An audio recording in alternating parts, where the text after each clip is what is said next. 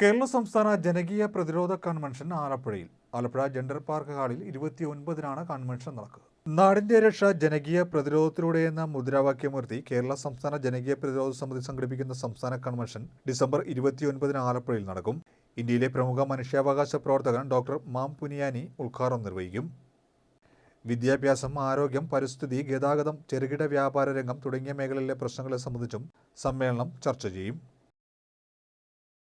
ജനങ്ങളുടെ പ്രതിരോധം വളർത്തിയെടുക്കാനുള്ള കഠിനമായ പരിശ്രമത്തിലാണ് ജനകീയ പ്രതിരോധ സമിതി. 1992 ജസ്റ്റിസ് വി ആർ കൃഷ്ണയ്യരും ലക്ഷ്മീൻ മേനോനും